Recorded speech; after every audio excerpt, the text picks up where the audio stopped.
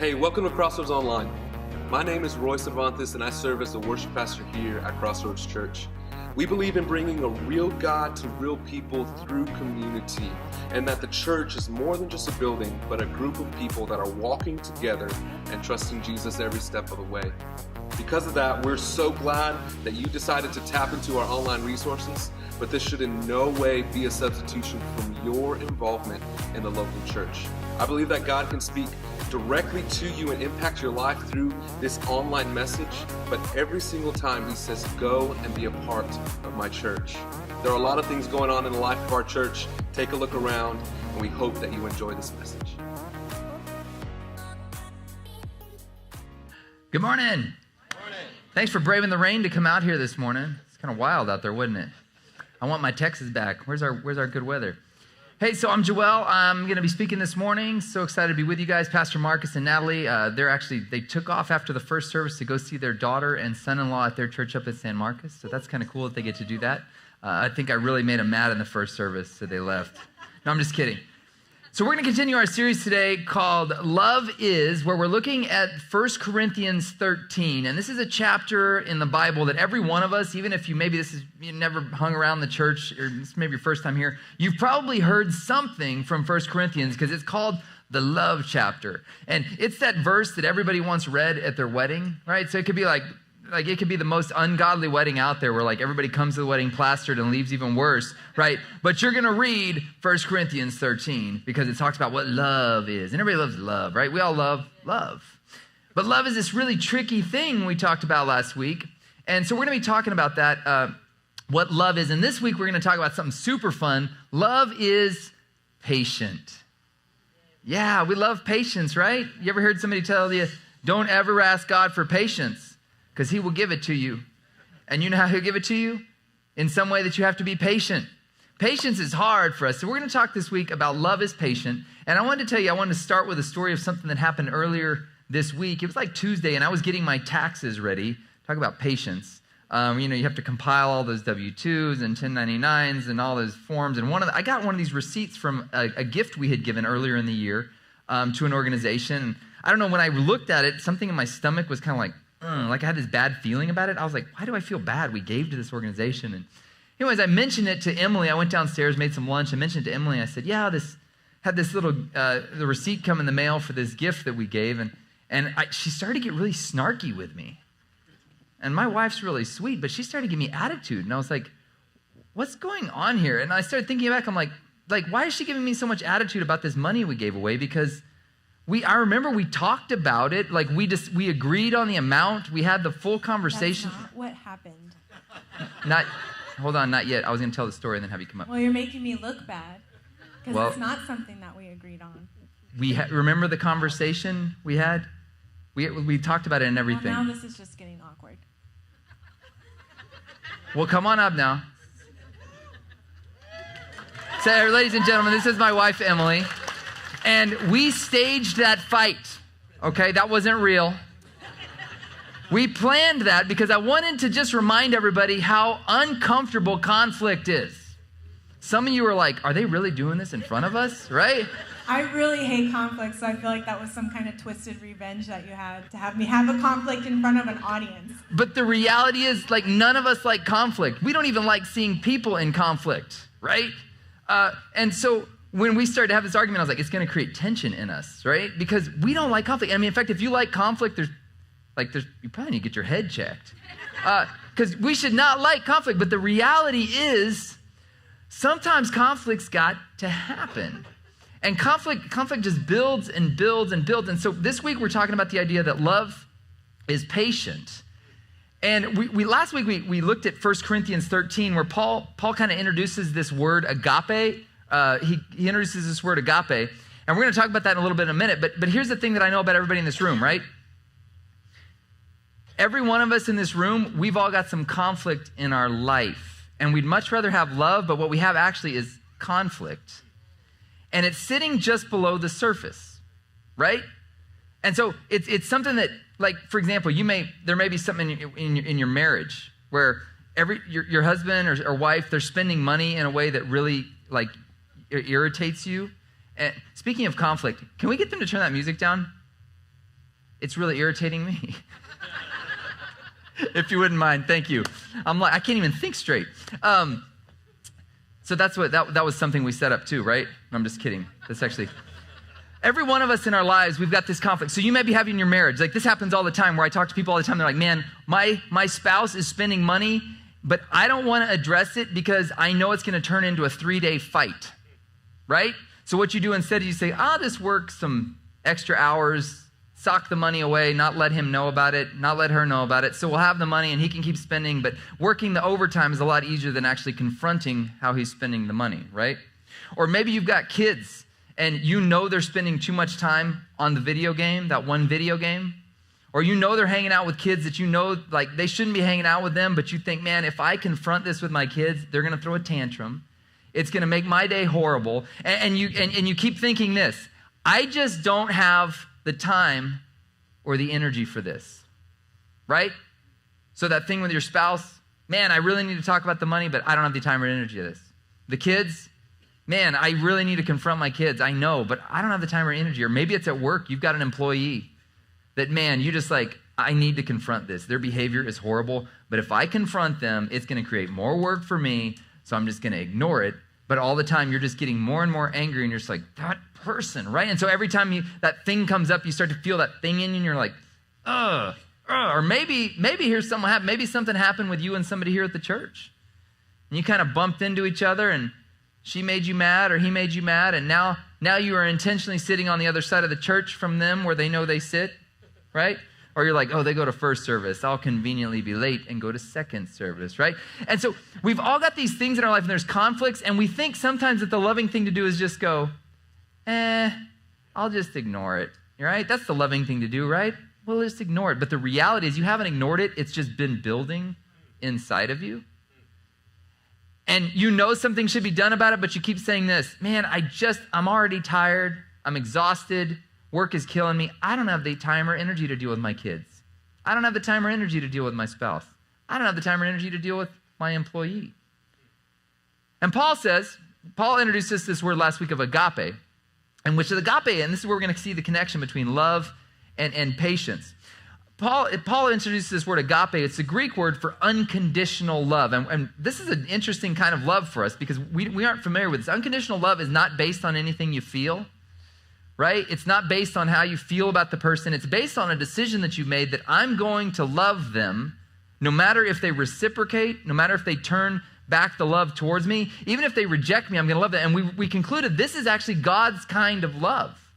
God loves you no matter what you do with his love. It's still sitting there. And some of you this morning are sitting here today thinking, I've done so many bad things. Even last night, I did some really horrible things. There's no way that God could love me. And I'm telling you this, you're not good enough or bad enough to out-sin God's love. His love is that strong. So if you're here this morning and say, man, I just don't know how God, listen to me. God's love is so big. His love is unconditional. It doesn't depend on what you've done or what you haven't done. He loves you anyways. So Paul introduces last week this verse, 1 Corinthians 13, and he says, listen, there's a thing you got to understand about love. It's the most important thing. He says, listen, if you speak with the tongue of men and of angels, but have not love, unconditional agape love, if you don't have unconditional love like God's love, you're going to come off like a noisy gong or a clanging cymbal. And we've all been in this experience where somebody tells us a truth that we probably needed to hear, but they didn't say it very lovingly. And you know it was the truth, but you say, forget you, and you reject the truth because you're like, I know what they're saying is true, but they weren't very loving about it. And so you may go home and work through the truth or whatever, but you're never going to tell them to their face because they didn't do it with love, right? And we all know what that feels like. And he says this, if I have a prophetic power, if I can see the future, if I can understand all mysteries and all knowledge, you may be the smartest person out there. And if I have all faith, you may be the most faith-filled person, so much so that you can talk and remove a mountain. But if you don't have unconditional love, Paul says, you got nothing. Like you have to have love, even if you're the smartest person in the world, because otherwise your intelligence means nothing if you don't have love. And then he finally says this, if I give away all I have, and if I deliver up my body to be burned, but have not unconditional love, I gain nothing. So we concluded after last week's message that the question we've always got to ask is this, what does God's type of love require of me? And that question is really tricky. Because if you look at Jesus and you look at his life and how he loved people, sometimes he was very confusing. There's one story in the Bible where a lady is caught in the middle of adultery, like caught in the bed, and they drag her before Jesus. And I'm like, man, she's got it coming. Like, she got busted. And Jesus looks at her and it says he has compassion on her and says, hey, don't do that anymore. Go on your way. And you're like, dude, Jesus, she had it coming. Then there's other guys who are all sincere and they come up and like, Jesus, I'm really trying to do this. And he's like, no, you're a wicked whitewashed tomb. And he's like, whoa. Like, Jesus, sometimes it's really confusing, but God's love is perfect, and he knows exactly how to love. And this is where it's tricky for us, because sometimes we start to think love is one way or another way, but love is a very tricky thing, because sometimes love means you're going to address something that's going on in somebody's life. Sometimes love means you're going to overlook it, right? For example, with my daughter, right? 3-year-old daughter. Last year, we potty trained her. Can you imagine if my daughter were 5 years old and still not potty trained? You would look at me and say, what's wrong with that parent? Not a very loving parent to not prepare your child for the future if she's 5 years old still in diapers. But a lot of times we say, well, I don't want the discomfort of potty training, right? Well, you're not being very loving. And a lot of times, sometimes the best thing, the most loving thing we can do is say, I'm sorry, I can't take care of this anymore for you. I want you to grow up and be mature.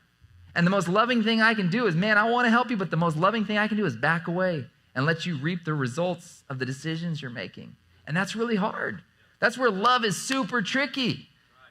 And we always have to ask this question, what does love require of me? And this is where Paul says, listen, God's love is a big thing. It's a big thing. So I'm not just going to tell you to love. I'm going to actually tell you what love looks like when it's walked out. And he follows up with the next verse, and he says, here's what love looks like when it's walked out, guys. Love, you can know you spotted love when you see this. Love is patient and kind. Love does not envy or boast. It isn't arrogant or rude. Some of us are like, oh. It does not insist on its own way. Right? It is not irritable or resentful. And I want you to remember that word resentful. We're going to come back to that in a second. But I want to look specifically at this idea that love is patient. And I started thinking, patient, we use that word all the time, right? What is patient really like? What's the English definition of the word? And the definition of the word in English is this: able to accept or tolerate delays, problems, or suffering without becoming annoyed or anxious. So if you put Paul together with the English dictionary, you come up with this: love is able to accept or tolerate delays, problems, or suffering without becoming annoyed or anxious. Now, that's hard, right? We would all say, man, we fall short of love sometimes. And here's the challenge for a lot of us, right? Sometimes love tolerates delays. Sometimes love says, you know what? I'm not going to tolerate this anymore. I'm going to go through the suffering of figuring out what the issue is here, right? And we all kind of lean on one of two sides of this continuum here. We've got over here the confront it now people. These are the people that are just really kind of aggressive, and they're just like, there's a problem here, we need to address it. And this is me, okay? I'm the confront it now.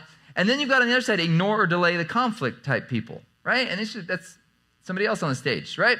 So this plays out for me like this in life. Thursday I was mowing my lawn, and I look and I see this patch of really like soaked area of the lawn, and I'm like, oh no, we've got a leak. So I put away the mower, and I'm like, you know what? It's getting dark, but I'm thinking, I'm just going to poke around in there and see what the leak is so I can get an idea of what we're dealing with. So I grab a shovel, and I'm like, and I remember when I put the shovel in the ground, I'm thinking, I should probably not do this right now. But that's not me.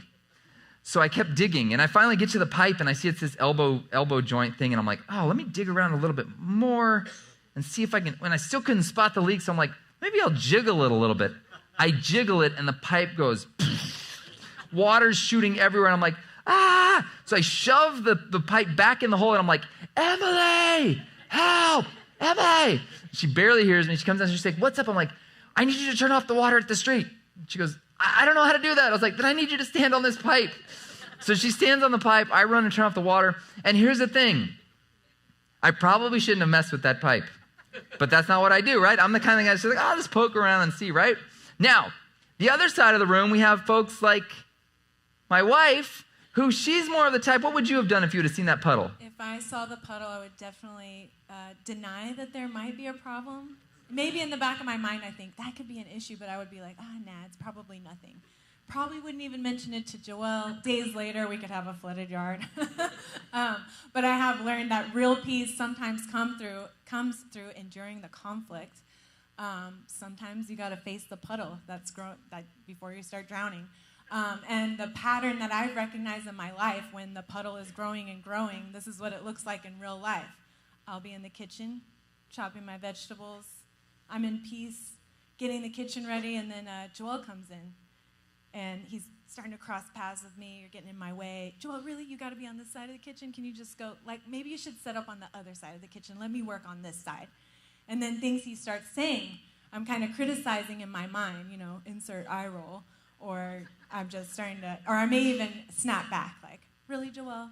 And I'm starting to give him pushback. I may even get loud. Sometimes my daughter will let me know if I get loud, because she'll say, Mommy, we love everybody, okay? Like, that's not convicting, so I'm like, okay, I'll just try and whisper it more quietly. I might be in the bathroom brushing my teeth. I'm totally at peace till Joel shows up and he's got to brush his teeth at the same time. So when I see these, like this going on day after day, month after month, and I'm still frustrated at your presence, I know that there's... This is kind of like warning sign, the puddle is expanded, right? Where it's something called resentment. And that's the feeling that somewhere along the line, I felt treated unfairly.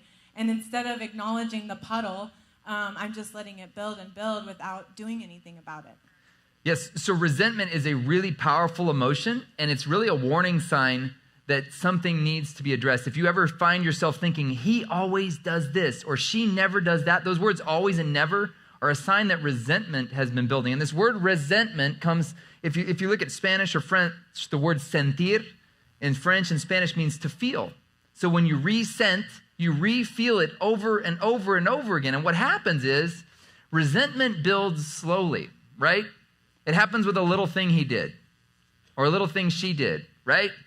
Or that thing your kid did and you just like, I'm not going to address it, right? And sooner or later, you find yourself actually resenting your kids. And the reason you resent your kids is because there's been something building that you haven't addressed. And now you have all these horrible fantasies in your mind of like Homer Simpson type things you'd want to do to your child. But it's because things have built and you haven't addressed them. A psychologist I love to listen to says this. He's like, don't let your children do things that make you hate them, because resentment will build and it doesn't go away. And so what happens is by the time we get to the actual feeling of resentment, which is the warning sign that the puddle needs to be addressed, right? And so that's what happens for Emily. She'll be like, I'll ignore it. I'll ignore it. I'll ignore it. But when you start feeling like he always is in the kitchen with me, or why does he always have to this or that? Like, then you've got resentment building. Or your kids, you're like, she always, then the fact is something needs to be addressed then, because resentment doesn't go away. It just keeps sitting there and it gets really messy if it's not dealt with. So that's the sign that your puddle has gotten big and it needs to be addressed. But here's the really tricky thing about it. Because because it's such a slow build and slow process, like Emily doesn't realize that it was this thing combined with this thing, combined with this thing, combined with this thing that led to her being like, I can't stand him being around, right? It was slow. It was little thing after little thing. And so because it built, sometimes she doesn't even really know what the issue, and that's where love sometimes has to do this. Sometimes patient love means letting someone talk it through until they figure out what they're really feeling. As a counselor, they trained us. They said, your job is not to preach to people. Your job is not to give them tools for solving their life. Your job is to ask the right questions and let them come to their own realizations on what needs to happen in their life. And a lot of times what happens is when we go into situations like this, we don't have the time or energy, right, to let somebody talk it out. And even the best of us, we don't really know what's going on in us a lot of times until we verbalize it, until we say it. Sometimes the most patient thing you can do, and listen, I get it. Some guys are like, just get to the point. Listen, sometimes people just can't get to the point, right? Sometimes you can't get to the point. Yeah. You don't even know what you're really upset about. And talking it through, sometimes the most loving thing you can do is say, listen, we're going to talk it through here. And so that's how this kind of played out, the situation where Emily was getting really irritated at me. I didn't realize how bad it had gotten until this happened. So I probably should have dealt with it sooner, but I think I tried on my own even a couple times. I'm like, man, why am I getting so mad at Joelle? I kind of overreacted with that, and then I'd feel really guilty, but then I'd move on, right? Tomorrow's a new day. I'll be a nicer person. But then we had a moment where, we didn't have anything going on. It was totally quiet. It was just us hanging out. We weren't thinking about the next thing we have to do. The TV wasn't on. We were just sitting down, relaxing together, and Joelle said something really nice to me, like, I'm more in love with you now than I was when I first met you, like 10 years ago. I know, very, very sweet. And I was like, really? Because I've been like really mad at you, or I feel like, so we're starting to poke in the puddle, right? I was like, I feel like we're always butting heads and we're kind of like on edge with each other, and I don't really know what to do about it. And as we sat there kind of like unpacking how I felt, Joel's definitely the hero in the story, because this was love being very patient to let me kind of work through where I was stuck. And you patiently listened to me kind of just figure out that this is something that's been kind of going on for years. Joel works from home, and I care for, and ever since we've had Elise, like, I'm at home a lot more too. So we're together morning, noon, and night, all in between. Got somebody with me in the kitchen, somebody with me in the bathroom. There's somebody with me all the time. So as we talked about that, we kind of became aware. It made me feel almost like 50% like pressure's going off, because I felt like, oh, we're aware now of what the problem is, and you're listening to me and understanding instead of there was no accusing. And I felt, oh my gosh, I feel so relieved that we've talked about this now. We didn't have a solution, like what's the next plan? And this was probably an hour-long conversation. Yeah, that's an important thing to recognize too, is that this wasn't like a 30 minutes in, we figured it out, oh, it's solved, right? What happened is we started this discussion, we kind of talked about the issue, started digging down there, and we're like, oh, there's the leak. And then when Elise is like, oh, I'm hungry. So it's like, oh, got to make dinner. So we have to make dinner, and then she's eating it, and then we start the conversation again. So it turns into this kind of, and then we put her to bed, and then continue the conversation. Since it's like a multi-day thing where we figure out what the issue is, and here's what we concluded. There's nothing we could really do about it. Some seasons of life just are what they are, and you just got to suck it up, buttercup, right?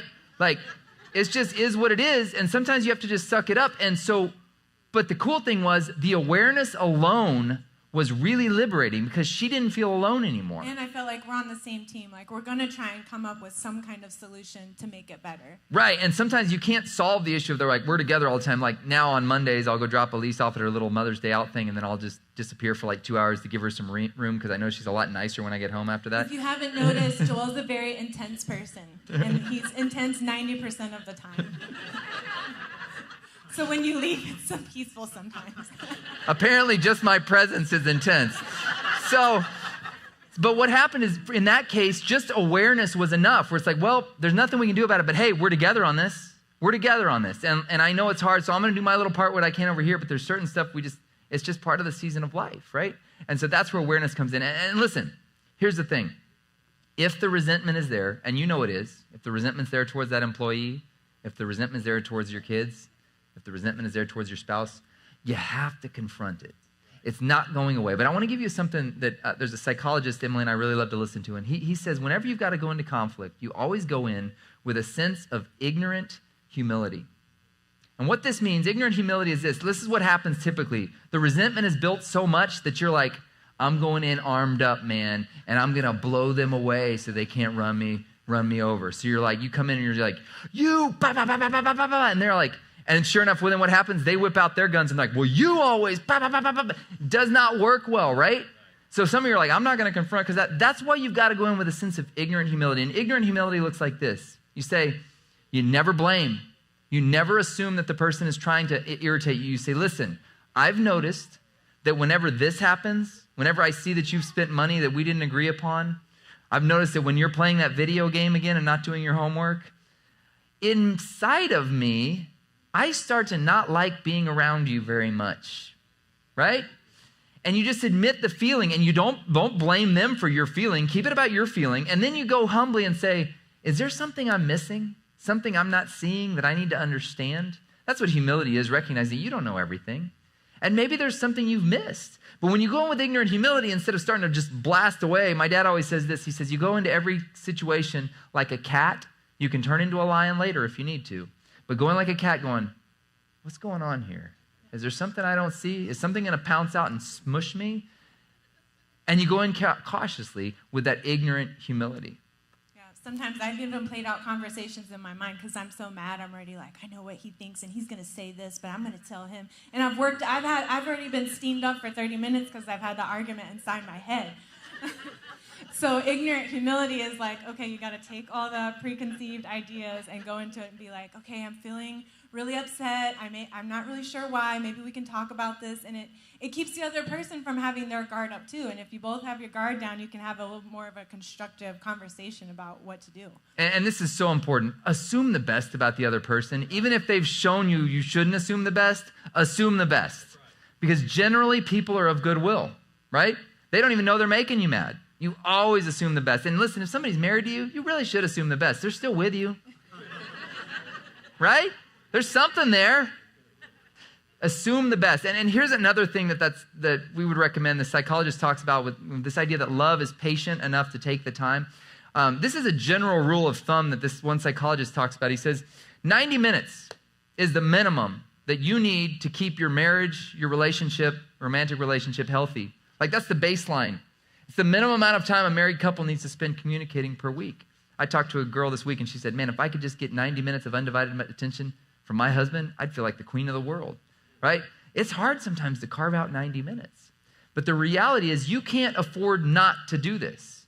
You need to spend the 90 minutes necessary. And I've concluded, based on working with a lot of people, that 90 minutes is the minimum you need for any important relationship in your life. That's a baseline. If you've got somebody you depend on to carry out the mission of your job, your work, somebody working directly for you, you need to spend 90 minutes with them investing in them.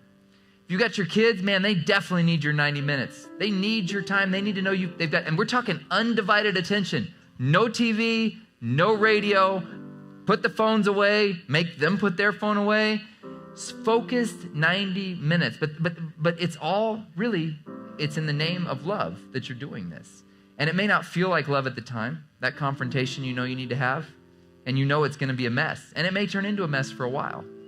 But remember, love is willing to endure suffering. It's willing to endure delay, all for the sake of that desired goal. If you think about it, that's what Jesus did for us.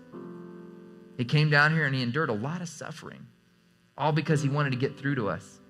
He actually entered time. He was outside of time, and he entered time, and he gave us time. And he calls us to do the same thing. He says, hey, I know sometimes it's hard, and sometimes you don't want to confront it. And for those of you who love to confront stuff, sometimes you need to just back off a little bit, right? It's for me sometimes. But the reality is we've all got to be willing to address those issues. We've got to be willing to come, because love is patient enough to take that time and energy that we don't think we have to do it. I don't have time. I don't have the energy for this. And say, no, you know what? I love this person so much, I'm going to give them the most valuable asset I have. Those assets are time and energy. So I want to close with this one encouragement this week. Be willing to sacrifice your time and energy in the name of love. So you're thinking right now about that issue you've got tomorrow you're going to have to face with that employee at work. Maybe it's that issue, the money thing with your spouse, and you're like, man, I just do not have the time or energy to address this. I'd rather just work overtime. Hey, it's not going away. It's not going away. But if you will be willing to have the courage to confront it in love, can you imagine what could happen if that tension that's been sitting under the surface at your house, that leak that you've noticed the puddle's getting bigger and bigger and you're like trying to ignore it and you throw a rug over it and then you throw a rug over the rug to avoid. Hey, can you imagine if all of a sudden it got fixed and instead of that tension, you just felt peace? You didn't feel like you had to walk around on eggshells in your own house. You didn't feel like your kids were running the place anymore. Can you imagine what it'd be like to have that peace regained in your home? Maybe it's been so long that since you felt that peace, you're like, no, I can't imagine it. Well, listen, it's a possibility. But oftentimes, the cave you fear to enter holds the treasure you seek most of the time. And oftentimes God's saying, listen, I've got grace for you. If you've got the faith to go ahead and show love and confront. And listen, you may not have the love right now to do it, but God can give you the love to do it. So you say, Lord, I need your love in this situation. Show me how I can love these people around me. What does love require of me? And when it comes to that confrontation, man, just do it. Take the time, invest the energy because it's worth it. Because when love replaces the tension, the angst, the anger in the relationship, the resentment, and peace comes in. Love and peace always go hand in hand. There's a peace, but it's a peace that passes all understanding. It's like, wait a second, I shouldn't be feeling this peace, but I feel peace. But it's because you're willing to confront that thing that you've been ignoring. So I would encourage you guys this week, whatever that thing is, if it's the person at work, maybe it's that conversation you've been needing to have with your teenager. You're just like, oh my gosh, this is going to be bad. I don't want to have this. Or maybe it's the spouse. It's like, I just need to come with it. I want to encourage you, be willing to patiently sacrifice your time and energy. And here's what this may look like simply. Maybe the first step you need to take, maybe you say, man, I don't have the courage to do this. Maybe the first step you need to say is, hey, listen, we've got a re-engage group starting here at the church for marriages tonight. It starts tonight right here in the church. So it's, you know the place, you're already here. Say, hey, maybe you should nudge your spouse and say, we should go to that. Because you don't even know where to start the conversation. Maybe so much stuff has gone under the bridge and you're just like, our marriage is such a mess right now, I don't even know where to start. It's a great place to start. I guarantee you the people at that marriage group do not have their marriages all together, right? So you can come and learn what other people are doing to work through it. Or maybe your finances are out of control and we've got a financial peace group starting here. And you say, man, we're drowning in debt and it causes so many fights. All of our fights are about money. Maybe the first step you need to do is you say, we need to go to that class together. And maybe that's the investment of your patiently sacrificing your time. You say, I don't have the time to go to that. I would say you don't have the time not to do that. If it's building and getting worse, God doesn't want you living that way. He wants you walking in peace. So whatever the step is this week, figure out how you need to, out of love, sacrifice your time and energy. And I believe that God wants to just bring so much peace to your life. Any comments on that? Yeah, I think sometimes too when you're working through the conflict and you're starting to look and see what's in the puddle, you have hurts from past relationships, a past marriage, or things that your parents said to you, and you have those things playing in your head, and when your spouse does something or your kids do something, you're having these emotions triggered from past things that you haven't healed from, and it's flowing into your other relationships. So we're going to talk more about that next week, about dealing with resentment. Today we kind of talked about love patiently works through resentment, but what do you do when you can't get past a hurt that's just still affecting you? Yeah, this week was about confronting the fact that the resentment's there, but the fact is what happened, happened. So what do you do with what happened? And resentment is a crazy emotion because it can be your greatest consultant or it can be your worst nightmare. It can destroy you, or if you channel it, it can help point to areas of your life that are blocking you from walking in all God has for you. So we're going to talk next week about how to consult your resentment. Interestingly enough, this is total self-promotion, but it's because I want to help you. I wrote a book called Full of You, and chapter 6 is about what we're talking about next week, but I can't cover everything in chapter 6. So the book's available in the back. If you can't read the whole book, just read chapter 6. You could get it on Audible too. But it'll prepare you for what we're going to talk about next week, because next week could literally completely change your future. That's the chapter in the book I've gotten the most feedback as I've spoken across the country out of the material of the book. Chapter 6 is the one everybody said, that's the one that just blew my mind. So, and again, it's not because I'm so smart. It's like all the Bible stuff in there. So I just quote Bible verses in there. So I would encourage you to pick that up in the back. And next week, man, I'd love to have you come back, bring a friend, because, man, this resentment thing's a big deal, and it can ruin people's lives. But you can also use it to be your greatest consultant and set you free. Can I pray for you guys? Father, we thank you so much that you love us. You love us unconditionally. Doesn't matter what we've done, what we didn't do. You love us. And I pray, Lord, that you would give us just, Lord, let that love flow through us and help us to show that unconditional love to others. I thank you, Lord, that you're going to give us the courage to address that leaky pipe. We haven't wanted to do that. Water puddle's been building. I pray you're going to give us the courage to confront that this week and do it with ignorant humility, Lord. Give us wisdom on how to do that. And also, in a room this size, I know there's somebody in here this morning that you do not have your relationship right with Jesus, and you know it. And I'm going to just say, we're going to say a prayer in a second, and we will all say it together. But as we say this prayer together, if you say it and you mean it in your heart, something amazing is about to happen. The love of God is about to come down and fill your heart. And he's going to give you, and he's going to forgive your sin. He's going to wash it all away, give you a brand new beginning. And it'll all start as we say this prayer together. It's not magic words, but let's all say this together. Lord Jesus, we repent of our sins. We turn from our way, and we turn to your way. Help us to walk in your love and your truth. Amen. Hey, if you just said that prayer, congratulations to you. Welcome. I encourage you to get tied in with one of these small groups, get tied in with a group and get connected, man. There's no way to survive in this crazy world without people around you who love you. Get tied in with the church. That's what you're here for. And I believe God's going to take you places you never could have dreamed possible. Let's all stand. My prayer for you guys this week is that you have the courage to love with patience to get out there and do what you need to do. Love, give that energy and give that time. And I believe God's going to do amazing things. We're going to hear testimonies of miracles that God did in your life. Stuff you never thought could get resolved, that he'll resolve because of your courage. You guys receive that?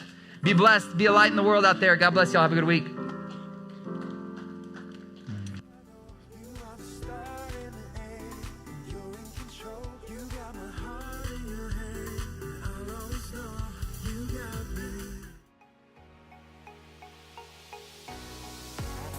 Hey, thanks for joining us this morning.